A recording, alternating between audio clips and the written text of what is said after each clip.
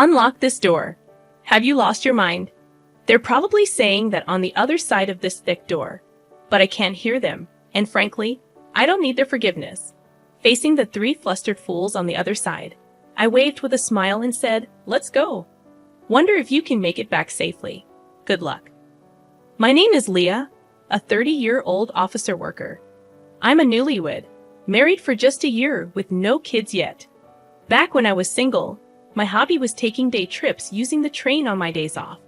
Friends would ask, "Don't you get lonely traveling alone?" But I found it surprisingly pleasant to move at my own pace without a fixed schedule. There's a bit of loneliness, but the fun outweighs it. I have a favorite travel magazine, and sometimes I plan trips based on it. As I went about my days, I noticed something. Hug, isn't that the same guy I saw last week? It seemed coincidental, but after the third time, I might have thought it was fate if I were romantic. Instead, I just felt a bit scared, but it turned out he felt the same. Sorry if I'm mistaken, but didn't we meet last week and the week before at completely different places? He approached me with a slightly scared look. Wait, do you think I'm following you? To clear up the misunderstanding, I opened my travel magazine and confidently said, "I'm just traveling based on this magazine." Surprised, he responded, "Me too," and opened the same magazine, smiling happily. That's how I met my husband, Henry. He turned out to be a really interesting guy. Being cautious by nature, I always end up carrying a lot of stuff, but he said, "I always travel light so I can move easily.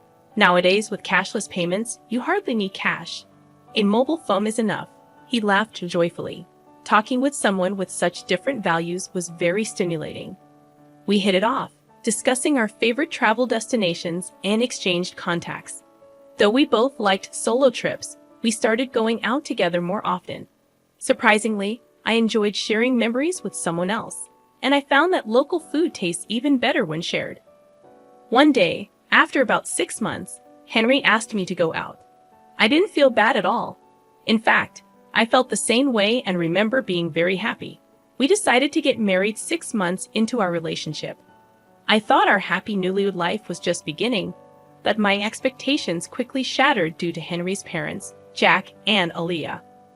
Their house is about a 30-minute drive from ours. They are still in their 50s, with Aaliyah working part-time, and both of them are employed.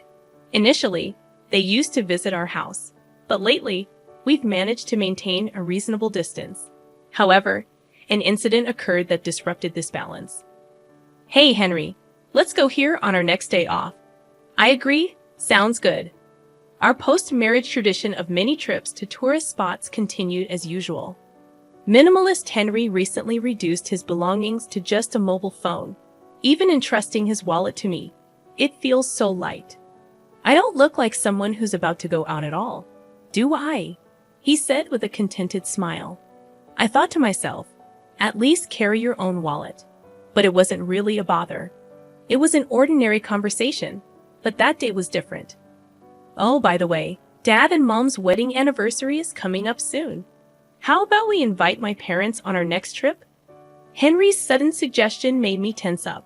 Of course, there was a reason for that, but I couldn't just say no. So I responded, "Yeah, that sounds good." We haven't seen Aaliyah and Jack recently anyway. Unaware of my slightly strained face, Henry didn't notice a thing. The next day, they were really looking forward to it. When I called, he told me, "I guess I have to give it my best shot." So I steeled myself. Honestly, I'm not comfortable around my parents-in-law. They're not bad people, we're just not a good fit. I'm more on the reserved side, not fond of noisy places, and this applies to people too. Talking to high-energy people can be mentally exhausting for me. Speaking of my parents-in-law, they are incredibly cheerful. When I first met them, their exuberance overwhelmed me. "Nice to meet you. I'm Henry's mom, and I'm the dad," they announced loudly, like comedians, making me stiffen up involuntarily. That time, the four of us, including Henry and his parents, went out to eat, and they chose the restaurant. I wondered if it's their favorite place, but when we got there, it was an all-you-can-eat buffet. Meeting their son's girlfriend for the first time at such a casual place made me laugh. "We're so nervous today." We haven't eaten anything since morning, Alia, who didn't seem nervous at all, said cheerfully to me. That's right, that's right. Plus, we have to get our money's worth. The true reason for skipping breakfast was quickly revealed by Jack. Their loud voices attracted quiet laughter from nearby tables. Embarrassed by then and wanting to go home, looking sideways, thinking Henry must feel the same, I was surprised to find he wasn't there. He had gone to get food. Not to be outdone, the parents-in-law also got up, piling their plates with food. Are they planning to hibernate after eating so much? Can I really become part of this family? I managed only a forced smile at their overwhelming presence.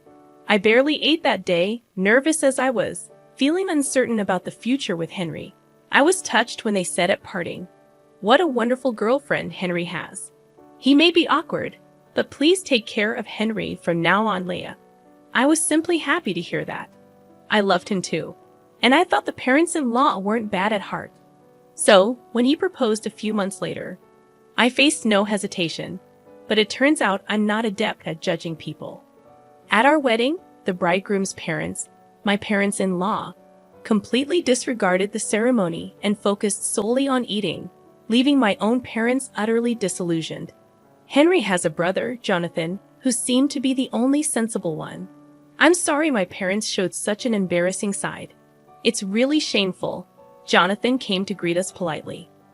As I heard from my parents, Jonathan, who lives alone, seems to have a strained relationship with his parents. It appears the feeling is mutual, as they once complained. That boy is always so noisy with his complaints. Just the other day, he bragged about buying several eggs when it was limited to one per person. And I scolded him for it. Seemingly annoyed, he replied, "Don't you feel guilty about benefiting yourself at the expense of others?" Hearing this story, I thought to myself, isn't that a fair point? What's wrong with that, Alia? I honestly felt that way when the parents-in-law came to visit our new home. They arrived empty-handed, which wasn't a problem. But then they started rummaging through our shelves, exclaiming, "Isn't this the snack they're advertising on TV? I've been wanting to try it. Oh, and this one too." They foraged through my hidden snacks like they were on a treasure hunt. Even though I bought those snacks, Henry, without any malice, said, "If you want them, take them home. That's fine, right, Leah?" I wanted to smack him right then and there. All I could do was respond with a forced smile. I had a suspicion, but it was clear now. The parents-in-law were moochers. "I want this. I want that. Give me, give me." In the early days of our marriage, they came over every week, sensing an opportunity, and I was almost driven to neurosis. Hey, don't you think there's something off about Alia and Jack? They're kind of annoying. My anger exploded, and I ended up fighting with Henry. Despite how angry I was, Henry looked puzzled and said, "No, not really. Is it that strange? They've been like that since I was a kid. Don't worry about it," he said, patting my shoulder lightly, which made me furious. "Are you kidding me? If this keeps up, I'll divorce you. Just do whatever you want." My raised voice seemed to alarm Henry, and he quickly put an end to the parents-in-law's invasions. I don't know what Henry said to them, but since then, we've been living peacefully. However, the thought of traveling with the parents-in-law naturally made me anxious on the day of the trip. I was taken aback to see them waiting. "It's been a while, Lee. I heard you've been busy with work. Must be tough." Alia spoke to me, but I was far from calm. The reason lay in the appearance of the parents-in-law. Alia and Jack, where's your luggage?" Looking closely, Alia and Jack had brought nothing with them, even for a day trip. Isn't it normal to bring at least a bag? We wanted to be ready to move quickly, and I have a sore shoulder. Their response echoed something I'd heard before, and it was baffling. The rest of the trip went as badly as I feared. It was soon revealed that the parents-in-law had forgotten their wallets. Feigning ignorance, they said, "That's strange, isn't it?" Watching them play dumb, I thought, maybe it's better to just call off this trip or even cancel it. "Yeah, unfortunately, my feelings weren't understood," Henry, looking exasperated, said again. "My folks have always been like this. I'll cover for them, but make sure they pay me back. It seemed the trip would continue as the parents-in-law laughed and apologized. All I felt was disgust. Even after we arrived at our destination, the parents-in-law's rudeness didn't stop. They complained to the store staff. "Isn't there any free tasting? Wow, stingy, huh?" When I, feeling thirsty, bought a drink and hadn't even taken a sip yet, Alia said, "Can I have a sip of that? I'm thirsty too." "I can't believe I forgot my wallet, huh?" While I forced a smile, an exasperated Henry intervened. "Stop it. It's embarrassing. Look, I'll buy you one." Overhearing this, Jack muttered under his breath, referring to me. What a stingy woman, lacking compassion. I didn't miss his comment. I could say the same to you. I should have left at that point, but I was a bit stubborn.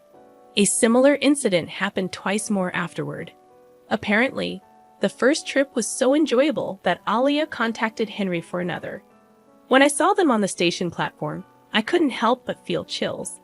The second time they brought their wallets, but when the moment came, oh no, this is the wallet I used before.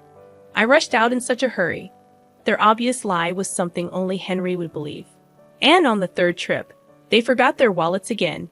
By then, it was clear it was a deliberate act. Alia, excuse me, but did you deliberately forget your wallet? You never intended to pay, did you? I hit the nail on the head, and her face turned red. Hey, what a rude woman you are. Apologize to Alia. Jack glared at me, demanding an apology. No way. I've thought this for a long time. Both of you are just too greedy. Caught in the argument with the parents-in-law, Henry seemed at a loss. Tourists around us watched curiously, noticing their gaze. Henry seemed to feel ashamed and finally said, "Stop it, please," breaking down crying. I felt truly disillusioned, but the parents-in-law reacted differently. Rushing to a crying Henry, Alia said, "I'm sorry, Henry. It was my fault." "You're so kind to cry for me," with Jack quietly standing beside her. I didn't know how to react to this farce. Only one thought came to mind. Yeah, this is impossible. Let's get a divorce. That was all I could think, seeing Henry's tears. The parents-in-law seemed to lose their fighting spirit. "Leah, we know we're often in the wrong. It's Henry's money. But still, we've taken advantage of him. It's Henry's money after all." I don't know why they said it twice, but their words, dripping with sarcasm, showed no real remorse. And so, it was confirmed that they had deliberately forgotten their wallets. Alia referred to it as Henry's money, but we both work, and his salary is only slightly higher than mine. Our actual incomes are not much different. Recently, every trip with the parents-in-law ended with, "I want to buy this too. Maybe some gifts for the neighbors as well. What's that? Looks tasty. Hey, Henry, buy that for me." Because of their endless demands, Henry's credit card bills were shockingly high. We've been living mostly on my salary for the past few months. At the time of marriage, I considered it family money and believed in spending within the limits of our allowance for personal desires. Don't be a burden to your partner. The thing that infuriated me the most was when cashless reliant Henry exclaimed at our travel destination, "What, only cash here?" He called me over, pulled his wallet out of my bag. It only had a few dollars in coins. "No, I messed up. You know I don't carry cash, right?" he said without malice. It still makes me furious thinking about it.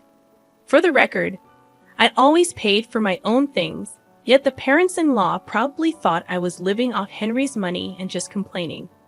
We split living expenses, so such accusations were nothing but unpleasant. Thinking all this, I coldly watched Henry crying and Jack consoling him.